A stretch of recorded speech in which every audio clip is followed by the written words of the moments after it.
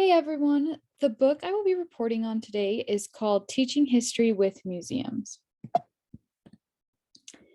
It's by a collection of authors and is focused on K through 12 social studies, so we are the perfect target audience. And here's what the book looks like. To start, I wanted to summarize the main points of the book as well as give a general outline of how the book is set up. This quote comes from the first few chapters where the authors are setting up why museums are valuable resources to us. So this quote says, museums have the potential to provide opportunities for students to develop historical empathy, practice historical, analytic, and interpretive skills, and make connections between the past and the present. I really appreciated these 3 points because they're all things that we've discussed are really important and things we want our students to be able to do in the classroom. So here's a little bit more on those 3 points that the book goes on to develop. Okay, so when discussing historical empathy development, the authors use this term perspective recognition, which means kind of being aware of a different time and the context that that brings. A museum really helps that element come to life. Sometimes it's harder to get students to understand in the classroom. Another thing it does is it allows for more, museums allow for more powerful experiences. The students are fully engaged and they're surrounded by the material, and that helps them develop that empathy through experiences that are sometimes difficult to create in the classroom. It also museums promote critical and reflective stances against the past. You're engaged in a variety of artifacts that display different perspectives, and it's easier when you can see in front of you these different interpretations and different perspectives of what has happened to kind of think about that and be critical about maybe your stance on it or the stance that's being presented. It also helps that the students compare what they're seeing to what their preconceived notions were. So things they thought they knew about the event or whatever the historical thing that's being analyzed is, it helps them to kind of have something to compare that to at the museum. And the last thing it talks about is this idea that museums are really good at connecting the past and the present. So museums can effectively cover long periods of time, which helps us sometimes to see, okay, maybe we're not so removed from it. Here we can see the end from where we are right now. And it helps us to better conceptualize the passage of time. Especially living history museums, those make it very recognizable because you're seeing it, you're walking around in it. So those are really good at connecting the past and the present. And then a lot of museums are really good at doing modern day inclusion. So they'll give you here's where we're at now, or here's some of the effects now, and do a few exhibits on modern day connections, which can be really helpful for students to see why this is important and how it affects us right now. So this is just a little summary of how the book is broken down after that point. So the authors describe 8 different types of museums, all which are showcased here on this slide. And they go over the characteristics, kind of the benefits, and then the downfalls of each type of museum, things you should be looking for when you're planning trips in each of them. And then they go into a case study for each type of the museum.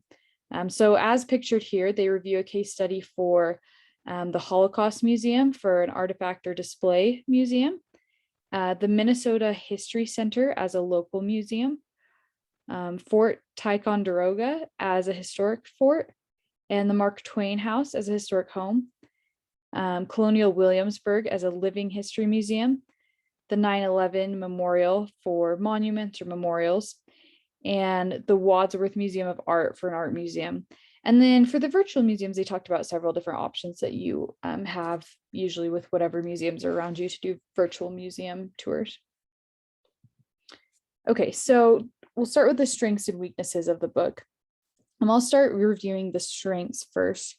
So one thing I really appreciated about the book was that for each different kind of museum, it talked about, and each case study talked about how to construct pre-activities, activities during the museum, and then post activities for when you're back in the classroom after the museum. And so I really like that it acknowledged that you're going to have to do more work than just come and look at things at the museum. There's more to it, and it gave some good examples of how to construct those activities and what those might look like.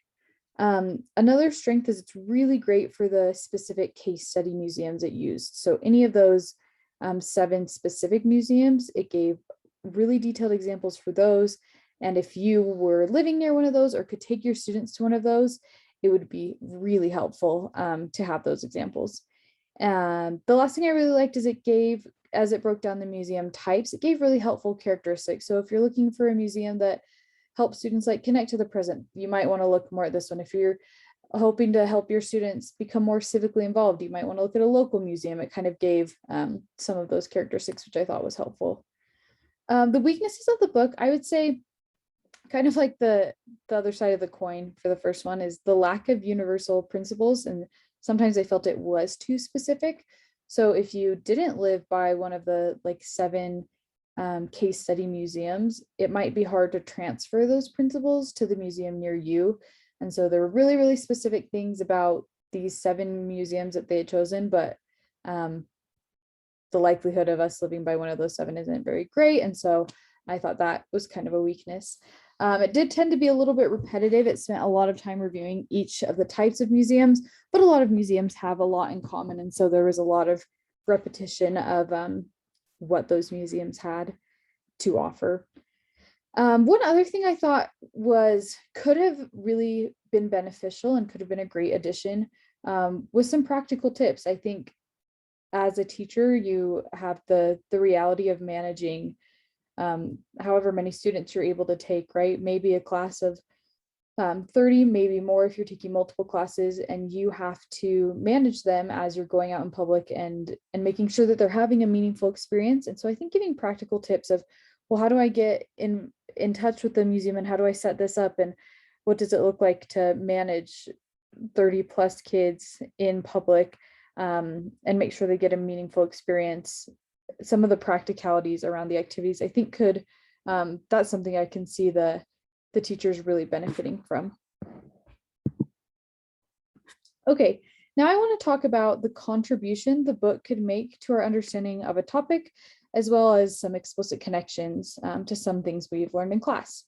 So the contribution that I felt was really, the contribution it made, I felt really was in the commentary that it made about the learning process. So it fully admitted that the activities and artifacts at a museum would not be enough to help students achieve learning goals. There has to be preparation and planning and meaningful ways to use those activities and artifacts in order for them to have the desired effect and benefit the learning of the students. I think this is really important so that museums don't become a replacement to our teaching. You should still be as actively engaged as a teacher as you would be in the classroom. Just because it's a field trip doesn't mean you don't have work to do still. There were 2 connections I felt the book made. The first was to this idea of backward design that we've talked about. The authors talked about choosing what you want the students to get out of the experience, kind of the learning outcomes of using the museum, and then constructing the pre and the during and the post activities in order to achieve that learning outcome, or that whatever the goal is you have for your students and why you're going to the museum. And I really liked that, using kind of the end in mind. The second connection it made was about civic engagement. We've talked about the importance of involving our students in the community, and a huge theme of the book was getting students to push outside the boundaries of the classroom. Museums are really helpful in connecting students to their community and society at large, and showing them something that relates to the real world outside of school. One way I did feel this book could be helpful to social studies teachers is by helping them answer the question of why social studies is important. I think that a lot of students struggle to see the value in studying something like history, and museums can really help them see the relevance and make things relatable to their lives. This book does a good job of giving teachers language to help their students understand history's value and show them examples of how it has become relatable to students. Okay, for my unique activity, I found one of the most prominent museums near us, the Natural History Museum of Utah. I used the book ideas of virtual museums, as well as the author's suggestions about pre, during, and post activities, and started exploring the museum's website. I found so many tools and activities the museum has prepared for students. And I also found some virtual options. This example on the right here, is an activity that could serve as a pre-visit activity. Students learn a little bit about their environment and they go out and complete some observations about their local environment before visiting the museum, where they learn about the history of Utah's environment and how it has changed. Okay, to wrap up, I probably would not recommend this book to any of my fellow educators. I think it did a good job articulating the value of museums, but my guess is that most of us already agree with that and don't need to be convinced. In addition, I think that if one of the museums that was used as a case study was near where you teach, it could be really helpful.